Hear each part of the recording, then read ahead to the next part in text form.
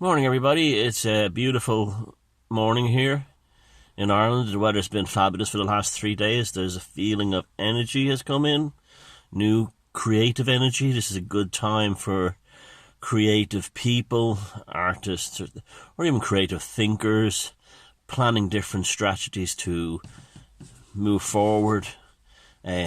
Old ways that don't work anymore, time to get rid of them and start developing new ways of going forward. There's definitely a sense of fresh potential in the air, and some very interesting things as well. It's a funny old time in that way, that it's like super positive, but there's also a sense of flux. Friend Dave, a sense of flux. Brilliant guitar player, by the way. A sense of flux, and so it's like the point of fulcrum, the point of flip over. Now, it's funny what's going on at the moment. The left, being who they are, the only argument they have now for everything is conspiracy theory. This is the only counter argument for everything they can put forward. Conspiracy theory. That's all they have. These copy and paste journalists, everybody, conspiracy, that's all they can do. This is the phrase "there's no power anymore." It doesn't work. They've overused it. They've over-egged that pudding, and it has no power anymore. It's just nothing, and they still think it does. And it's like everything else they do. They besmirch people with a phrase that's supposed to make them back down. You see, what happened was, when they used to say conspiracy theorists to people, you don't make the mistake of arguing that you're a conspiracy theorist, that you're not a conspiracy theorist. You just go continue talking. Same thing when they call people racist or not. There's very few racists in this world. I mean, when I talk about race, I hate someone of a different race or colour or religion. Very few of them in society, tiny percentage. So that they love throwing that one around. So instead of trying to say, "I'm not like that," you just go, "What?" Well, you could just continue on. It's just ignore them. You see, I think I definitely would make a very good Steve Bannon. For Ireland, I definitely would. I'm not hiring myself or anything like that. But I was just thinking that, I could probably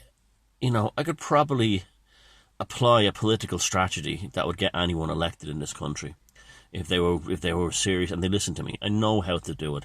I know how to use language. I know how to play that game around them. And it's of course there's I'm not involved in politics or anything like that, but there's a very winnable strategy in this country for a political party, very winnable, that can grab a whole middle ground of the section of. You see, what's happening is the middle class in Ireland is about the sort of Irish traditional middle class, the ones who daddy plays golf, the kids are involved in rugby, soccer, GAA, and dancing, music. The mother works a part-time job or a full-time job, and they have a nice lifestyle and a very high standard of living, compared to most of the world. That's all being wiped out now, and the Irish body politic is very much based on catering to a demographic that has no future. Now, at the same time, they've alienated the traditional working classes, and a particularly specific demographics of Irish working class, and so they won't be able to get them. They won't be able to say, "Oh, we're on your side." No, you were on the side of the guy who was a car salesman and his wife was a dental technician, and they're all terribly middle class and IKEA and all that stuff. You never cared about us. Don't come looking for our vote.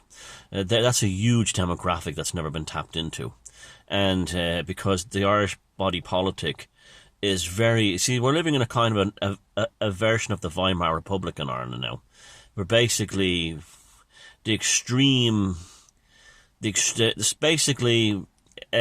traditional Western values have been discarded in favour of, pure liberalism, pure hedonism, not hedonism, not heathenism. That'd be a good thing. But see, that's the thing, that people think that pagans and heathens have been portrayed as Christians as being immoral and dirty. That's not true at all. If you read about the pagan world, even the Christians admitted that the pagans had very strong beliefs in family and love and loyalty and this kind of thing. When they dug up the murals at Pompeii, yeah, and they were shocked by what they called pornographic images. They weren't pictures of fellas with little girls or little boys. They weren't pictures of gangbangs or circle jerks. All the images in Pompeii were nearly all couples making love. They were in love and they were making love. That's a different thing than pornography.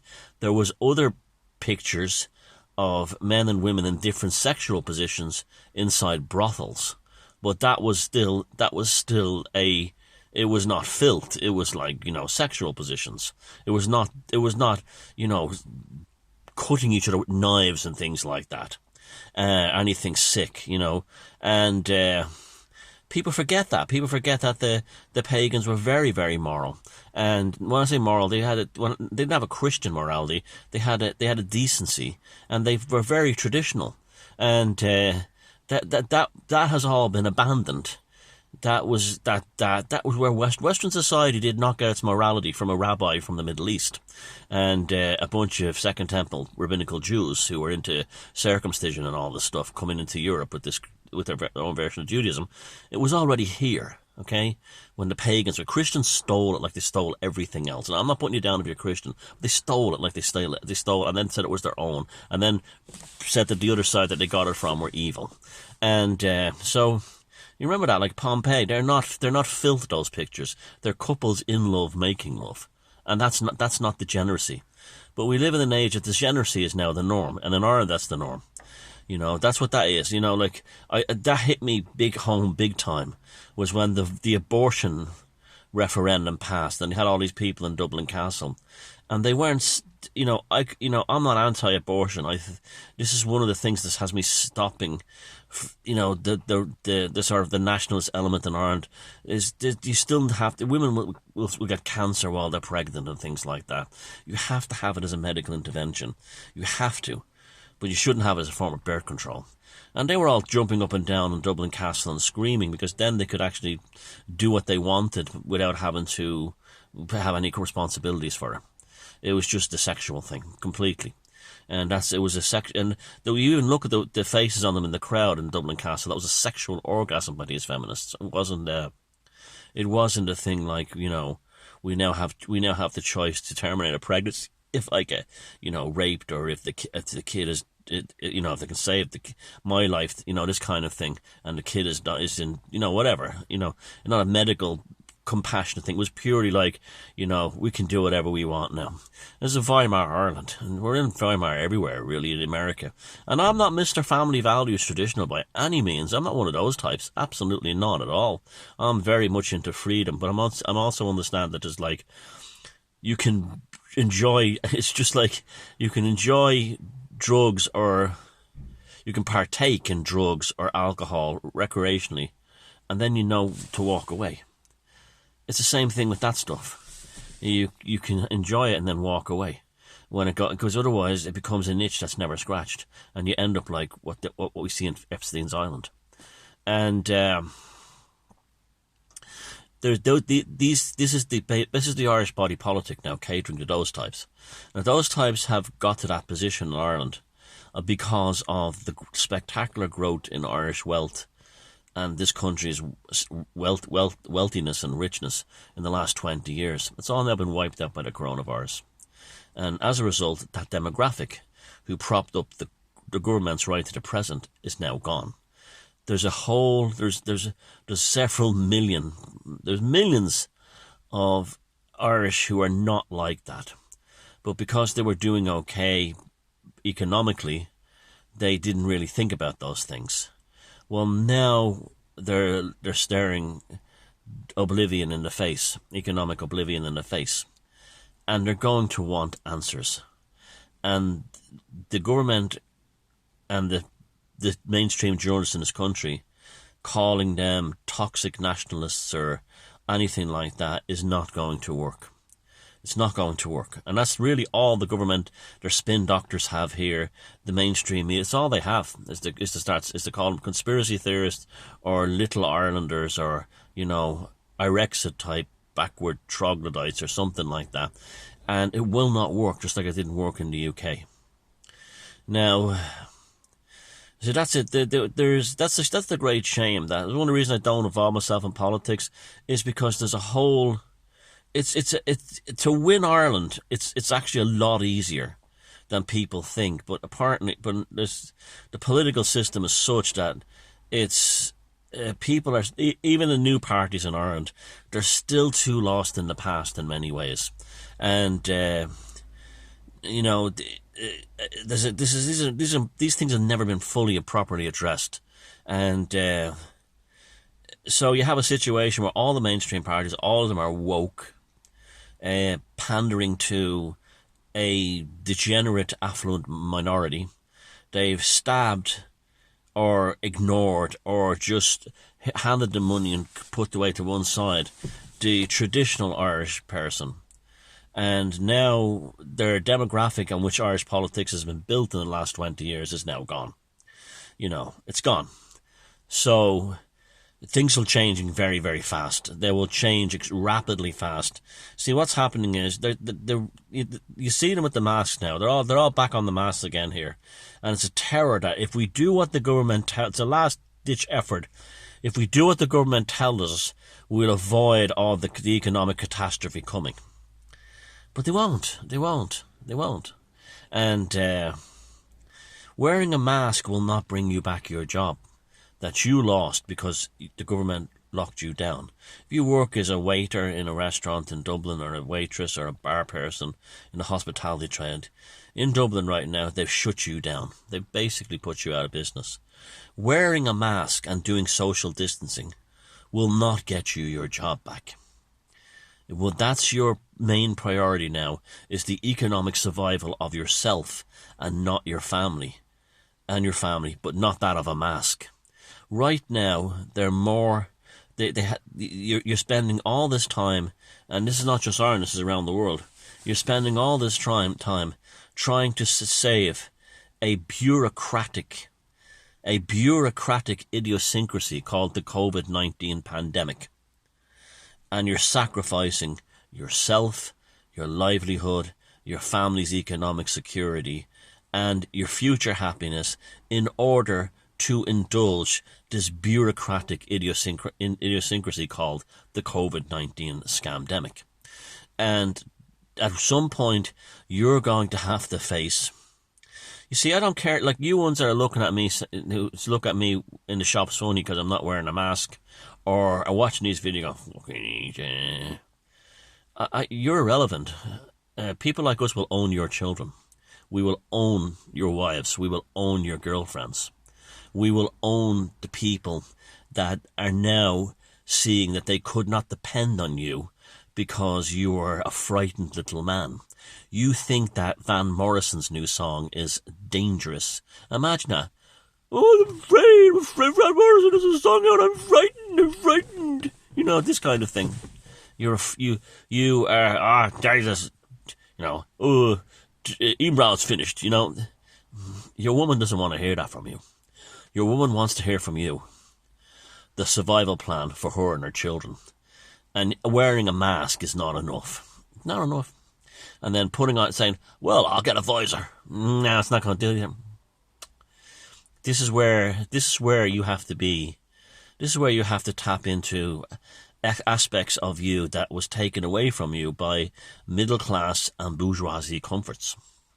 That is the warrior, the man, the male, the toxic male archetype you were told to deny, that has you wearing a little piece of cloth, a man tampax on your face in order to maintain a bureaucratic, idiosyncratic lie. That's what that's all about, my friends. And that's okay. You know, that's okay. You've chosen that. You know, and let me tell you something. I forgive you for that. We forgive you for that. If you take that mask off, no matter how timid and much propaganda you fell for, no one will hold that against you. No, because the propaganda was sensational. Those images of people dropping dead in Wuhan and in China, they used that very effectively to frighten the shite out of as many people as they could. And then they brought Greta Thunberg forward to suggest it was an emergency. All these politicians and celebrities pretending they were dying of it, that they had it, and they nearly died, and they all resurrected on Good Friday. That was a phenomenal one. That was a phenomenal psyop. That was, and you sat there and you said, "We're frightened. What can we do?" And then you heard people on Twitter going, "Oh, how dare you question this? There's three."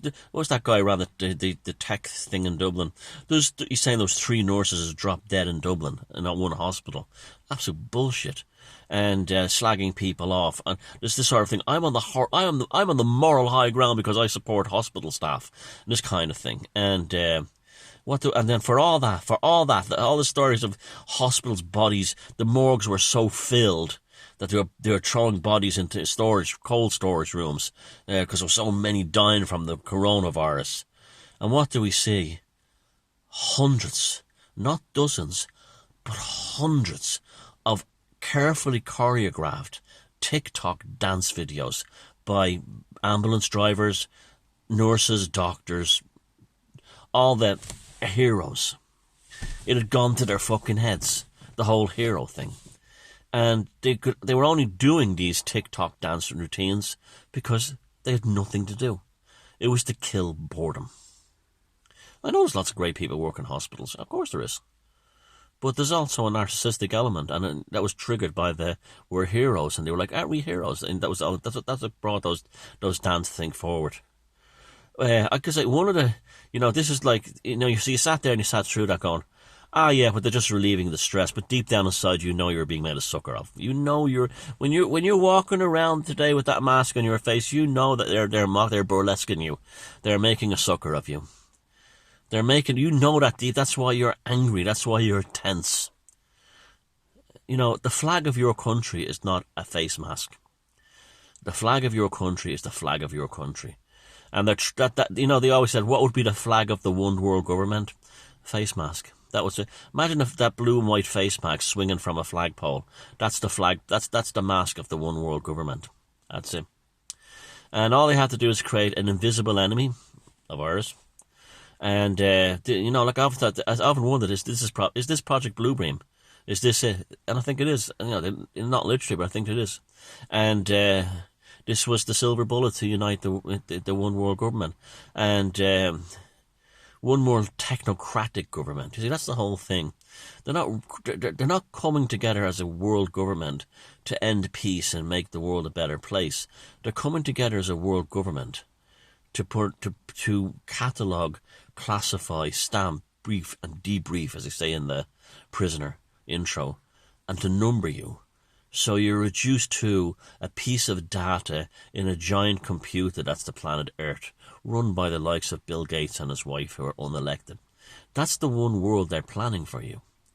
That's not the same thing as a world that was put together by people who are elected with a sole desire to make life better for everyone. It's to make them safer.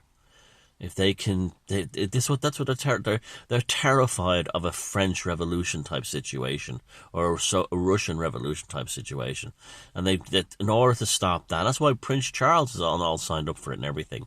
In order to stop that the final thing is the technocrats will do that.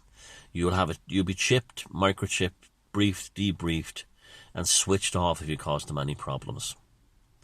And that's why Bill Gates says in that interview that Ian Brown used at the end of his new single, some people think they have a choice. You don't have a choice. That's what we're up against. And so you sat and you watched all that, and then you sat at home going, "Oh, I'm really frightened of this coronavirus." And then 81 politicians, including a High Court judge and an EU commissioner, go to a gala dinner in the west of Ireland because they didn't believe in it. Professor Neil Ferguson goes off and has sex with his woman, and this is the guy. This is the guy. Government by statistics. Science has been replaced by statistical models. He didn't believe it either, and he was the one who engineered the global lockdown. He didn't even believe there was a pandemic. And yet you're still wearing that mask. You're still wearing that mask. What does that say about you? It says that you are destroying yourself when you could liberate yourself, when you could just walk away. As Michael Collins said, our greatest weapon is our refusal. It really is. And you don't have to make a song or dance about it, pulling your mask off like those idiot free men on the land, pulling your mask off in a police station going, you know, what am I doing? No. You just say, get up in the morning, say, I'm not wearing the fucking mask. I'm not wearing it anymore. That's all. And it doesn't matter how paranoid and terrified you were up until that point. I certainly wouldn't hold it against you. I wouldn't hold it against you at all. You understand? Like I said, I saw the propaganda firsthand. It was colossal. It was unprecedented. Since World War II, it was the Cold War, I'd say. It was unprecedented levels of propaganda. But, you know, to use something like a phrase that the Jews, Christians use, by their fruit you shall know them. And that's when you saw those TikTok dancing nurses and those 81 politicians at a golfing gala, their fruit was, they know there's no pandemic. There's coronavirus 19, but there's no pandemic. There never was a pandemic. You were suckered. And that's okay. Anyone gets suckered. We all get suckered. See, what happens is, imagine you've all been in a relationship where you love someone, right? And that relationship went toxic. And you stayed in that relationship for the sake of, well, one time it was great, or maybe it will get better. Well, that's what's happening now. People are in a toxic relationship with their governments and their bureaucracy, particularly, over the C-19 Rona thing. And they're saying, well, maybe if I wear the mask, you know, things will be better. That's like the same thing as saying, a doomed relationship saying, well, if we have another baby, maybe we'll avoid divorce. You know, if we go to a marriage counsellor or a relationship counsellor, maybe we'll stop being irritated by one another. Or you'll stop dominating me. And you know that as soon as you walk into that relationship counsellor, your relationship is doomed. It's doomed. These people, that's the irony. When these people go into marriage counselling or relationship counselling, the minute they made that appointment, they've signed the divorce papers. It's a straight line between that and the divorce papers. That's not the saving of the relationship. That's the beginning of the end. Okay, that's the beginning of the end. And the same thing with the mask. Well, if we wear the mask all the time, maybe they'll shut down the lockdown. No, they've assured that the lockdown is permanent and forever. And when you do that, you've said you've entered into the same element, the same rules of engagement. I've accepted that the lockdown is never going to end and I'm always going to be a slave. Now, how does the person who, the sane person in a relationship going, you know what, I used to love him 5 years ago, I can't stand him now, or, you know, we used to have, she and I had a great time 2 years ago, now she's just eating my energy out of me, my soul alive. I'm out. Take the mask off. Get out.